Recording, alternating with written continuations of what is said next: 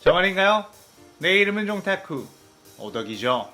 우리 종도 여러분, 오늘 하루는 어떠셨나요? 오늘은 인기 애니메이션 귀환의 칼라에서 탄지로 세대가 전부 먼치키는 능력을 가지고 있다면 어떻게 될지에 대한 가상 시나리오 오브입니다. 이 영상에는 원작의 스포일러와 개인적인 견해가 있으니 그 점 유의하시길 바랍니다. 大丈夫ですか? 그럼 시작해볼까요?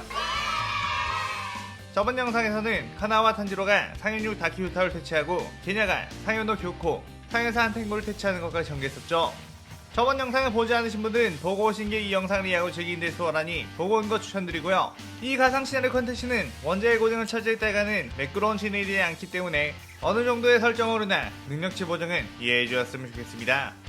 그럼 오늘의 가상 시나리오 시작하겠습니다. 제이치는 의문의 지 입구 앞에 있다가 자신의 동기 탄지로 데즈코, 카나오 이노스케, 게냐가 오자 그들에게 이 앞이 굉장히 불길하지 않느냐고 물었고, 탄지로 역시 이 집 안에는 수많은 혈기들의 냄새가 득실거리고 미세하게 우리 가족을 죽였던 혈기 무장의 피 냄새도 나고 있다고 했죠.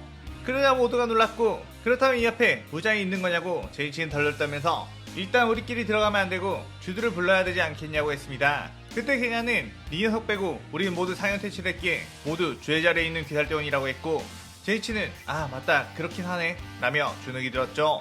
하지만 탄지로는 긴장을 한 얼굴로 무장 위치를 한 이상 물러설 수는 없다고 우리들끼리 우선 들어가서 무장이 도망치지 못하게 막고 있자고 했습니다.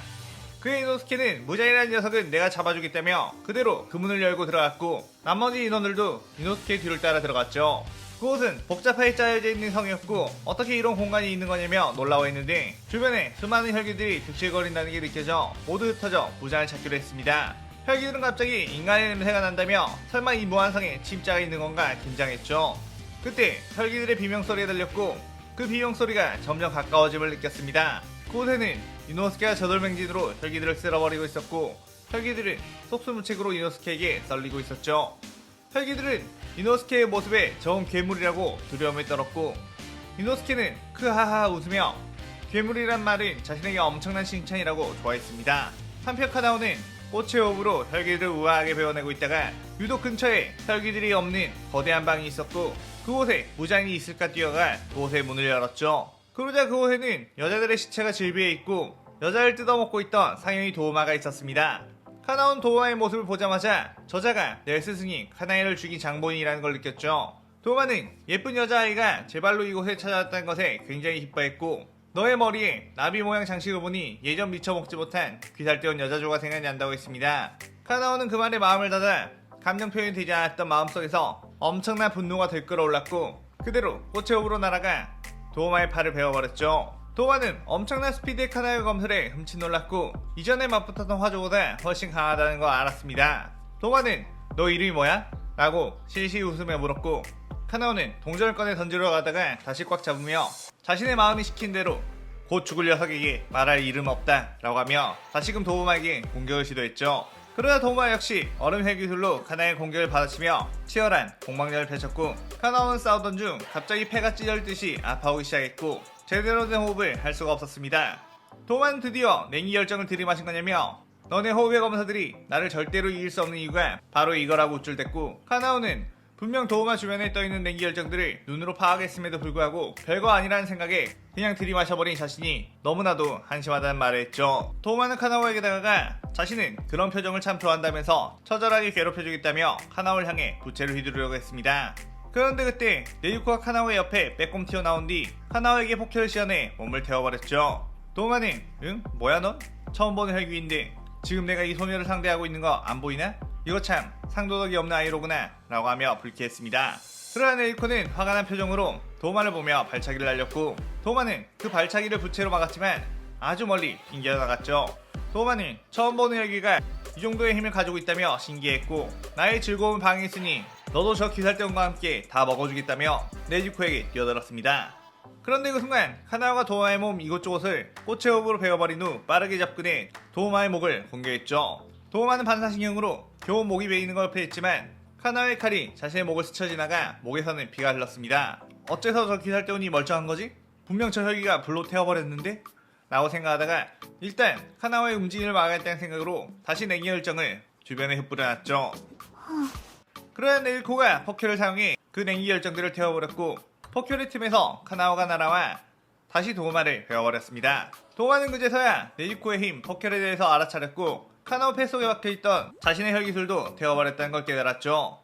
도마는 분노하며 가지고 놀아주려고 했는데 이거 안되겠다며 자신의 최대 혈기술 무빙 수련보살을 시전했습니다. 어마어마하게 큰 얼음보살이 카나오와 네지코를 향해 주먹을 날렸고 저 공격에 한 대라도 맞으면 골로 가겠다는 공포가 느껴졌죠. 그렇게 얼음보살의 공격이 주변을 초토화시켰고 도마는 이 정도면 가루가 되어버렸으려나? 라고 생각했는데 그 순간 섬뜩한 기분이 들며 무언가가 자신을 향해 다가오는 걸 느꼈고 도마는 황급히 철부채를 들어 그쪽을 방어하려고 했습니다. 하지만 자신의 팔이 자신도 모르는 틈에 베어져 버렸고 자신의 눈에 보이는 건 아까와는 다른 분위기에 카나오가 있었죠. 카나오는 꽃의 흡종형 피안주안을 사용했는데 자신의 뛰어난 시각을 극대화해 상대방의 움직임을 읽는 걸 넘어 미래를 보는 듯한 예측이 가능해졌고 도마의 얼음보살의 공격을 전부 피한 뒤 도마에게 뛰어와 공격을 했던 것이었습니다. 도마는 카나오에게서 난생처럼 공포감이 느껴졌고 자신도 모르게 살려줘 라는 말이 튀어나왔죠. 그러자 카나오는 지금껏 표면적으로만 웃어온 것과는 달리 처음으로 진심으로 씩 웃으며 지옥으로 꺼져 라며 도마의 목을 단번에 베어버렸습니다. 한편 탄지로는 한참 혈기들을 베어내고 있을 때 아주 위험해 보이는 혈기가 마주쳤고 그는 탄지로의 검술을 보며 너 그 검술을 어떻게 쓸 수 있는 거지? 라고 물었죠. 탄지로는 그의 눈에 상현일의 표식이 있는 걸 보고 엄청나게 긴장을 했고 아버지에게 배운 동작들이라고 했습니다. 그의 코쿠시보는 분명 해외 호흡을 쓰는 자들을 전부 죽였다고 생각했었는데 여전히 요리치 유지가 이어준 것인가? 라며 불쾌했죠.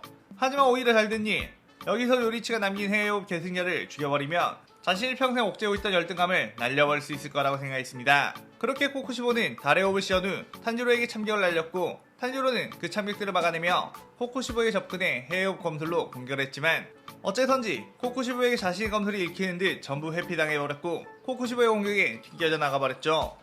탄지로는 이 압도적인 공격력에 식은땀을 흘렸는데 코쿠시보는 아무래도 이 녀석은 나와 같은 형제 아직 올라오지 못한 것 같구나 라며 자신의 승리를 확신하는 듯 했습니다.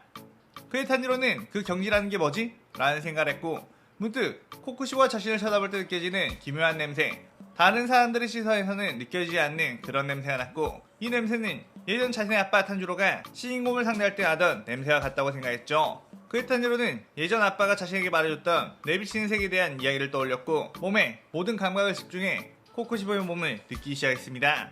코쿠시보는 탄지로가 뭔가 수를 쓰고 있다는 걸 느끼고 자신이 그걸 지켜만 보고 있을 줄 아느냐며 탄지로를 공격하려고 했는데 그 순간 게냐가 튀어나와 코쿠시보를 덮쳤고 코쿠시보 탄지로를 공격하라는 걸 방해하기 시작했죠. 코쿠시보는 이 녀석은 뭐냐며 게냐를 달의 호흡으로 베어버렸는데 게냐는 이미 이곳에서 수많은 혈기를 잡아먹고 온 상태였기에 몸이 혈기화가 되어 있었고 1년도가 아닌 코쿠시보의 공격은 곧바로 재생을 해버렸습니다. 게냐는 자신의 신체력 자체는 혈기들을 먹어서 강하지만 근본적으로 전투 기술은 상대적으로 떨어진다는 걸 알았기에 탄지로가 무언가를 준비하도록 시간을 끌어야겠다는 생각을 했죠. 코쿠시보는 귀찮게 구는 게냐에게 더 이상 재생을 하지 못하도록 먼지로 만들어주겠다며 크게 칼을 휘둘렀는데 그 순간 번쩍하며 제니치의 병력 일섬이 날아와 코쿠시보의 칼과 강하게 부딪혔고 코쿠시보의 칼이 부러져 바닥에 떨어졌습니다. 게냐는 좋았어, 저 녀석은 칼을 잃었다, 이대로 몰아붙이자 라고 했는데 코쿠시보는 몸에서 칼 하나 더 꺼냈고 내 칼은 내 뼈로 만든 것이니 내가 칼을 잃는 일은 절대로 없을 것이다 라고 했죠. 하지만 그 순간 코쿠시보는 섬뜩한 기분이 들었고 탄지로 쪽을 보니 마치 요리치에 떠오르는 해외 호흡으로 달려왔고 코쿠시보는 그것을 맞받아쳤지만 확실히 아까보다 훨씬 예리한 공격이라는 걸 알았고 탄지로가 내비치는 세계의 영역에 들어왔음을 알았습니다. 그래도 아직은 완벽하게 내비치는 세계를 가지고 응용하는 방법은 모를 터 싸움에서 더 성장하기 전에 싹을 뽑아야겠다며 탄지로를 향해 달의 호흡 참격을 날렸죠.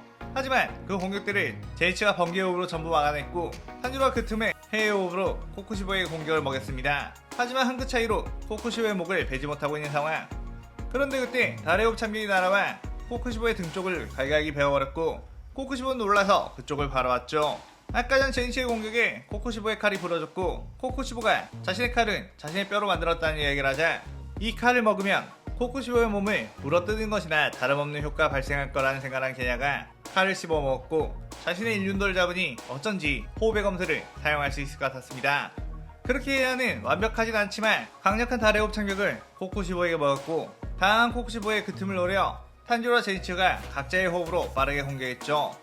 코쿠시보는 그 공격들을 내비친 세계로도 전부 피할 수가 없었고 탄지로의 해외 공격이 결국 코쿠시오의 목을 날려버리게 되었습니다.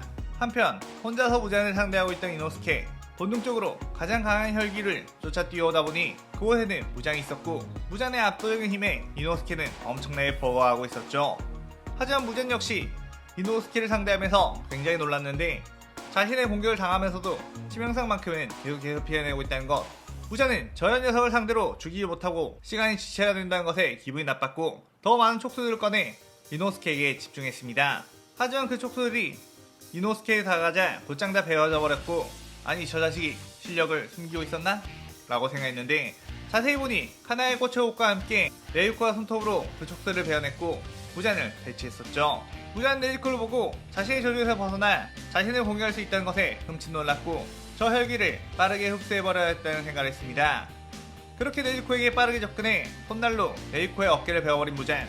그런데 네유코에게서 튀어져 나온 피가 무잔에게 닿자 그 부분이 활활 불타며 엄청난 고통을 안겨줬고 무잔은 이 고통은 예전에 자신에게 트라우마를 남겼던 요리이치의 혁도와도 같다는 것에 화들짝 놀라며 뒤로 물러섰죠. 그 사이 코쿠시오를 퇴치한 탄지로와 제니츠, 기냐가 뛰어왔고 탄지로는 무잔을 보며 드디어 내 가족들을 죽인 원수를 다시 만났다며 이번에는 절대로 놓치지 않겠다고 해외호흡을 뛰어들며 무잔을 베었습니다. 하지만 무잔은 베인과 거의 동시에 몸을 재생시켜버렸고 다른 이들도 함께 공격을 했지만 무잔은 그저 다 재생을 해버릴 뿐이었죠. 탄지로는 당황하며 저 자식을 어떻게 죽여야 하지? 라고 했는데 카나오가 무잔을 자세히 보더니 우리들의 검에는 곧바로 재생했던 무잔이 네지코에 피해졌자 엄청나게 고통스러워했다고 했습니다. 탄지로는 네지코에게 너의 힘이 필요하다고 미안하지만 피를 좀 나눠줄 수 있냐고 물었죠. 네지코는 그의 손톱으로 자신의 동맹을 그은 뒤 피가 치솟게 했고 다른 이들은 자신의 일륜도에 네지코의 피를 흠뻑 묻혔습니다. 그리고는 무잔에게 이제 2차전이다 라고 하며 뛰어들었고 무잔은 이전처럼 수많은 촉수로 대응을 했지만 이들의 검술에 촉수가 베이자 그 베인 곳이 활활 타오르며 극심한 고통을 느끼게 되었고 제니츠가 병력 일성을 극대화시킨 기술 활의 신으로 빠르게 무잔의 품으로 들어가 베고 지나가자 무잔은 비명까지 지르게 되었죠. 자신의 공격이 무잔에게 통한다는 것을 알자 무잔이 우리의 공격에 익숙해지기 전에 끝내야 한다며 각자의 최강의 기술을 꺼내 동시에 공격을 했습니다.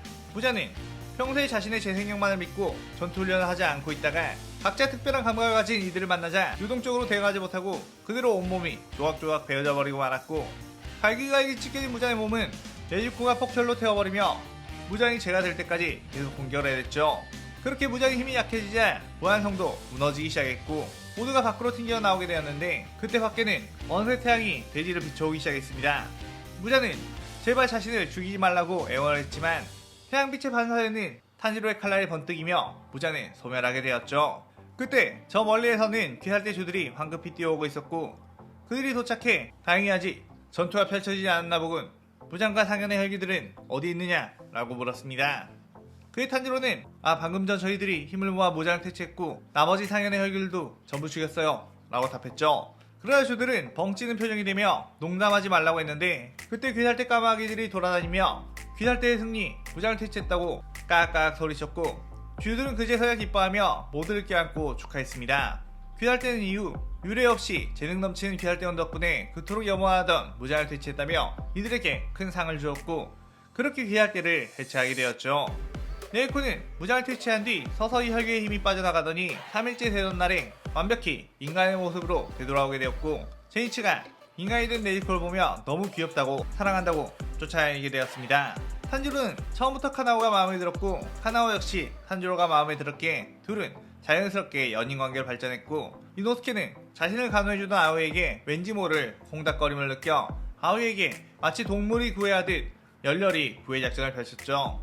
한편 게냐는 무장을 퇴치한 후 미치리에게 고백을 하려고 했지만 이미 미치리는 사조 오바나이와 연인관계로 발전해버려 실현의 아픔에 눈물을 흘렸고 그걸 옆에서 형인 사내미가 토닥이며 이 시나리오가 끝이 나게 됩니다. 이렇게 탄지로 세대를 극버프시켜 시나리오를 짜봤는데 개인적인 생각으로는 역시 탄지로 세대도 나름 매력이 있긴 하지만 기존 주들의 매력은 쉽게 따라갈 수 없나? 라는 느낌이 들기도 했네요. 애초에 주들을 주인공으로 했으면 비칼 원작이 더 재밌었을지도? 오늘의 가상 시나리오에 대한 감상평 많이 남겨주시고 저는 또 다른 시나리오를 들고 찾아오겠습니다. 오늘 영상 즐겁게 보셨다면 구독, 좋아요, 알림 설정 누르는 거 잊지 마시고요. 그럼 오늘은 이만 사요나라. さようなら。